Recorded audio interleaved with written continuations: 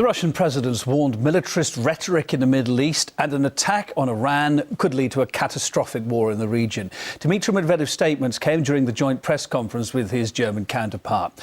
Russia's been voicing strong words against an attack on Iran following statements by Israel that a strike is more likely than diplomacy. The UN atomic watchdog is about to report as well on Iran's nuclear activities and provide evidence. It says that Tehran has built a testing facility and computer models of warheads. Now, Iran has dismissed those allegations, calling them fabricated. Let's talk to former CIA officer Philip Giraldi now, who's on the line from Washington. Philip, very good evening. If we are to believe what's being leaked about this report, Iran is going to have some serious questions to answer, isn't it? But taking that on again, who really benefits from portraying Iran once again as the bad guy?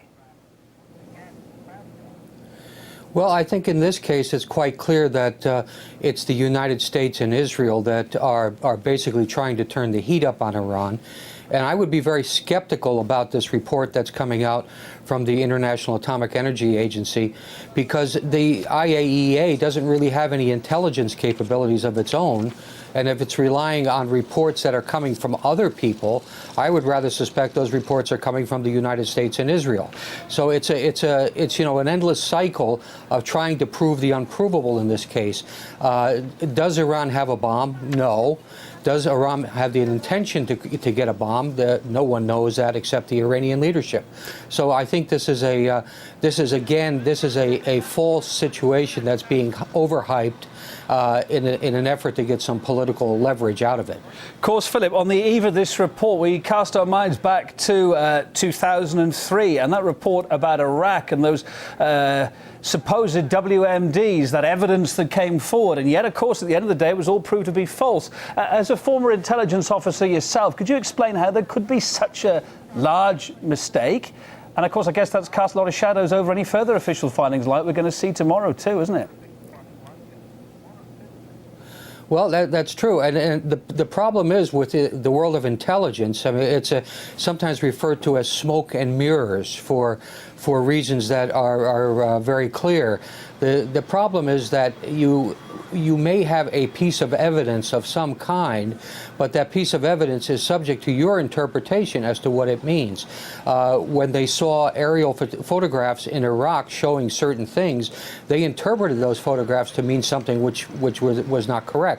So the fact is that it is in the mind of the policymakers and of those who are directing the intelligence organization to make an analysis and determine what they're seeing. And very often this analysis is shaped by political considerations and turns out to be incorrect. Of course, one country very interested in what's being said here, Israel. This week, the Israeli president, the prime minister, now even the foreign minister, all threatening military action against Iran. This kind of rhetoric's not new, though. It's been around for years. Should Iran be taking these latest threats more seriously this time, do you think?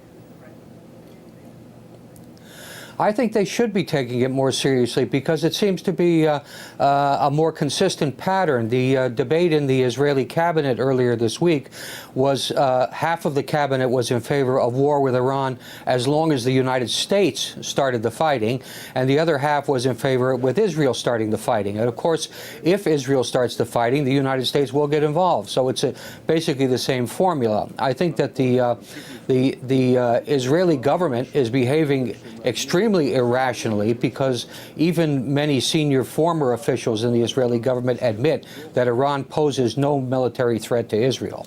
Philip, I spoke to the Iranian president just a couple of months ago. Then he reiterated once again that his country, Iran, has been cooperating with the UN atomic watchdog for many years. So it begs the question, why is its peaceful nuclear program continuing to raise so much concern among the US and its allies? Well, I think the answer to that is actually very simple. There are many countries in the Middle East, Egypt, Saudi Arabia, Turkey, that have what they describe as breakout capability, the technical ability to develop a nuclear weapon. But it's only Iran that seems to be in the focus, and this is because of the perception that Iran is a threat to Israel. Israel is very capable of using its friends in the media and in the U.S. Congress to heighten this sense of threat. And as I said before, I believe very firmly that this sense of threat is much overstated. Always good to get your informed view. Philip Giraldi, former CIA officer, talking to us on the line there from Washington. Thanks for being on RT.